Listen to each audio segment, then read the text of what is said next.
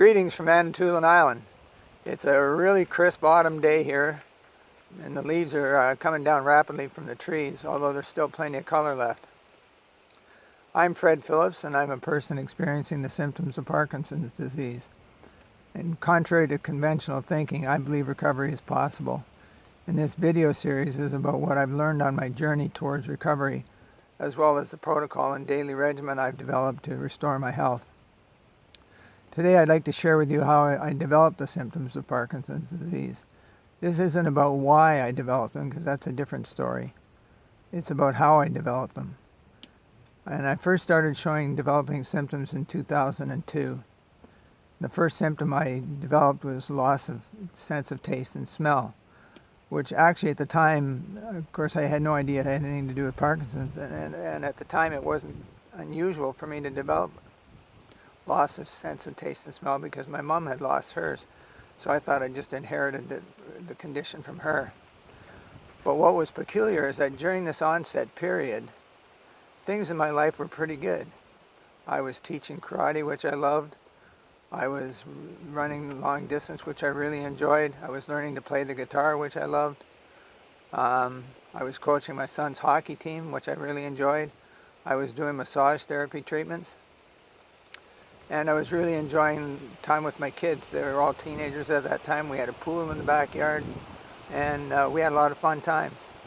So it was a peculiar time for me to start showing the symptoms of Parkinson's. But to better understand that, what I'd like to do is first fast forward to 2014, and then take a trip backwards in time all the way back to 1973. In late March of 2014, I was doing stretches one afternoon, getting ready to go teach karate.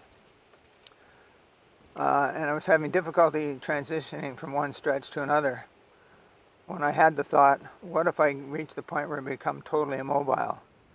And that triggered a panic attack. It was the first panic attack I'd had in my life. And even though I'd never had one before, I immediately knew what it was. So I just went over to the window, looked around outside, and focused on my breath, and eventually it went away. And then about a week later, just before bedtime, I had a second panic attack. And again, I focused on my breath, and it went away. And then the next day, I felt uneasy all day, a bit anxious, but nothing panicky. And then the day after that, I had an all-day panic attack.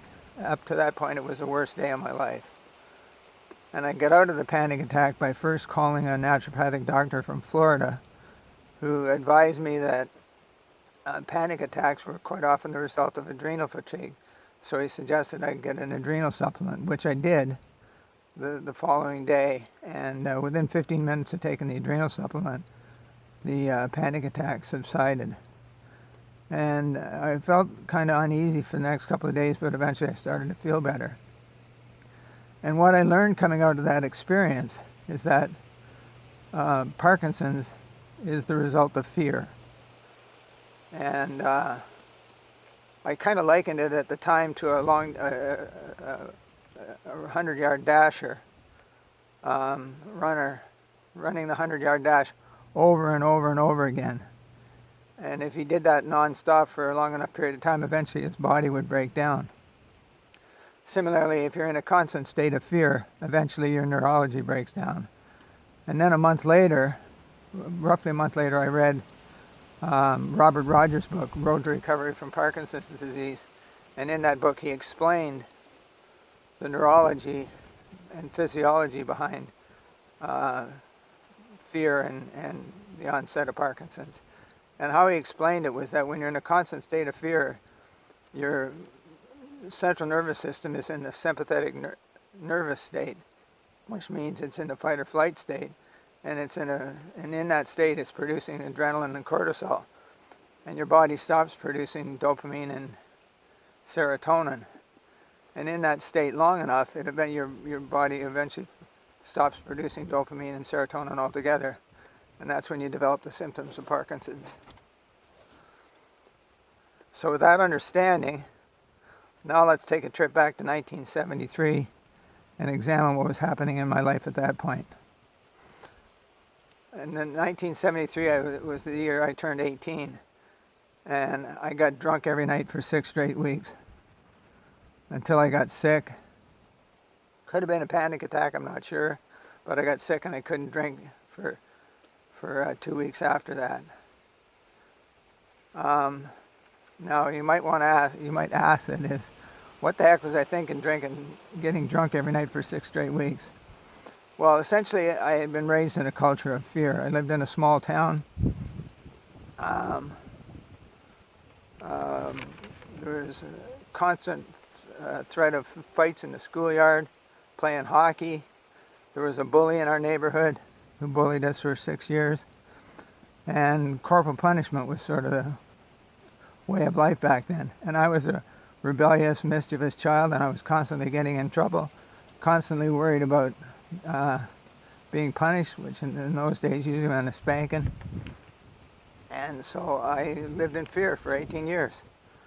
And so it was kind of like, when the summer I turned 18, it was kind of like a duck vigorously flapping its wings after a stressful encounter with another duck.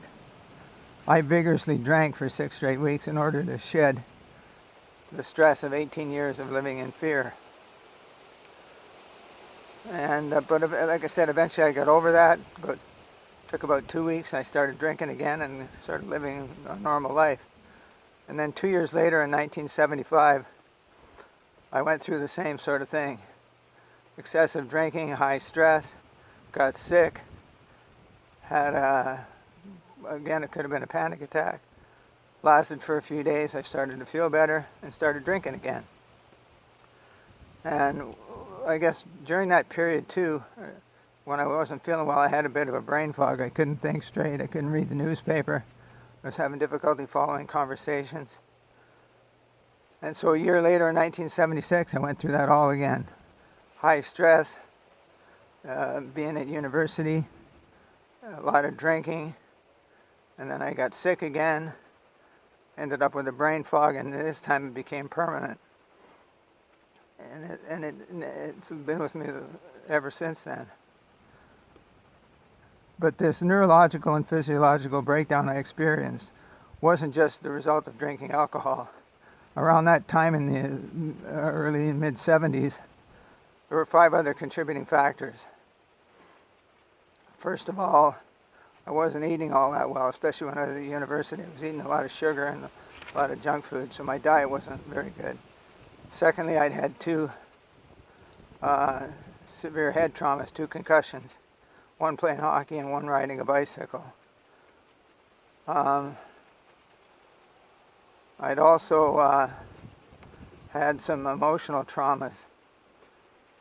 My best friend died from leukemia, and my father actually kicked me out of the house after years of dealing with my unruly behavior. And that essentially began a 35-year run where I lived a life of borderline maniacal self-destruction, culminating in my diagnosis with Parkinson's in 2008.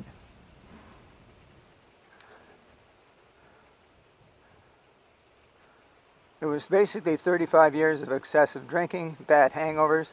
I could get literally a 2-day hangover drinking 3 beers. I was eating poorly even after it was apparent that I had some issues, especially with sugar.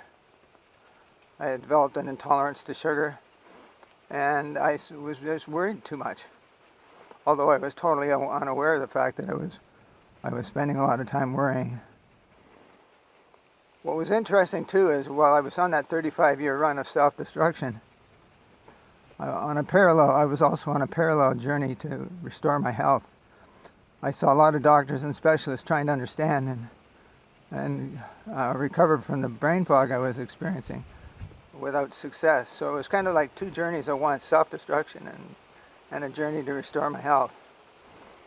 Then in 1990, we were involved in a car crash. We were actually hit rear-ended by a truck doing 80 kilometers an hour. And I experienced a severe case of whiplash and probably the worst headache of my life.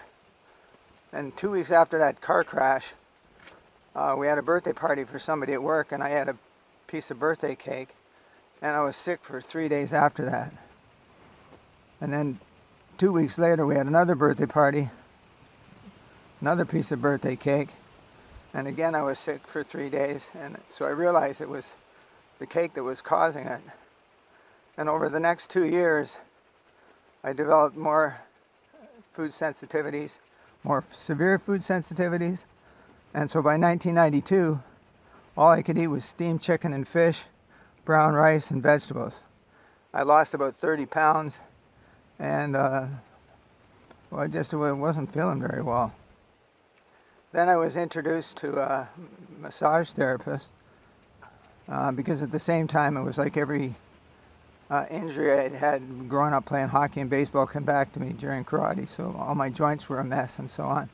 So I started seeing a massage therapist, and that was sort of the beginning of my healing and spiritual journey, which continues to the present day. So my conclusion out of all this is that the reason I developed Parkinson's disease was because of a lifetime of living in fear and worry, dietary detoxification, especially as it relates to sugar, physical and emotional trauma, and excessive alcohol. And it's this understanding why I've developed the healing protocol and the daily regimen, which I'm going to discuss in future videos. And on that note, I would like to reiterate that what I'm sharing with you is my own personal journey. It's an approach to recovery. I'm not offering any medical advice or advising you or suggesting anything as relates to using or not using medication. If you like what you heard today, please hit the subscribe button below or the notification bell for notifications of future podcasts. Thank you so much for joining me on this journey.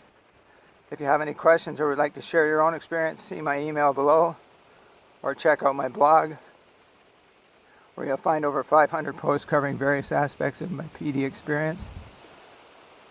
So see you next time, and in the meantime, may you be healthy and content. Bye for now.